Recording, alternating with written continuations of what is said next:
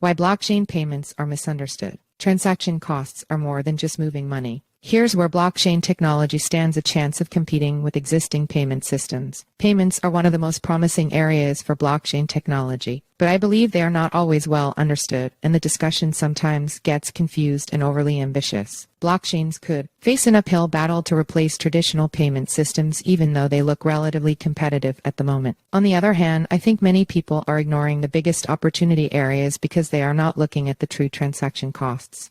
Brody is EY's global blockchain leader and a CoinDesk columnist. One enduring myth is that old technologies, like mainframes, are driving up the cost of payments. In fact, centralized payment systems are extremely efficient. Indeed, it seems unlikely that decentralized systems will ever be more efficient, as they involve lots of copying of data and verification. Decentralized systems are getting more efficient at this, but they are chasing a moving target. Centralized systems are not sitting still, but they typically offer somewhat limited functionality. It is usually about transferring money and often involves little in the way of complex business logic support. Centralized systems work very well when the payment is one-directional. Point-of-sale systems, person-to-person payments, and repeated long-term payments, like payroll or mortgages, work very well in these contexts. The real drivers of high costs in traditional payments are often either complex regulatory requirements or a lack of competition. This can lead people to confuse cost and price, or to make what is, in effect, not really an apples-to-apples comparison. Comparing a highly regulated system to one that sits in a gray area can be misleading. Many crypto-based remittance applications do little or no know your customer and anti-money laundering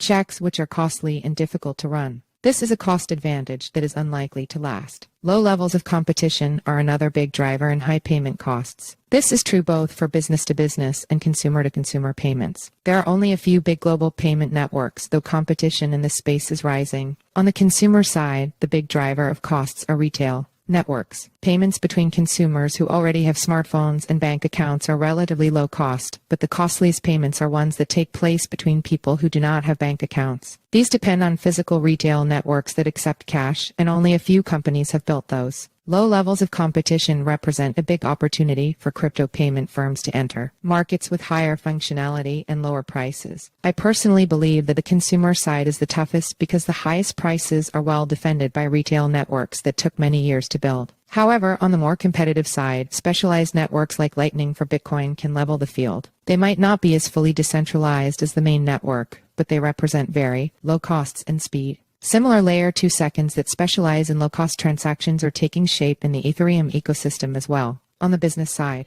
blockchains can drive costs down and build sustainable advantage through differentiated technology. While it is true that mainnet transaction costs in ethereum are higher, the addition of smart contract functionality changes the equation entirely. Enterprises issue payments to each other, usually as part of a complex agreement. This usually means not only verifying receipt of goods or services, but also compliance with the agreed-upon terms. The American Productivity and Quality Center app estimates that it costs about $100 on average for a large company to run this process. That cost is mostly human labor. In this context, the actual payment cost is 10% of the total, and the other 90% is addressable using smart contracts. Smart contracts automate the process of checking with compliance terms and conditions, and the result is faster execution at a fraction of the cost. While the actual payment being executed on-chain may technically be somewhat higher, the total cost of running the business process is much lower. Real-world experience at EY shows a 40% cost reduction, and we expect that to go even deeper as our skills in this space improve. The biggest obstacles to making this process work on-chain has been the lack of built-in privacy and data integration from enterprise systems. Smart contracts and payments without privacy disclose too much sensitive data for most enterprises to be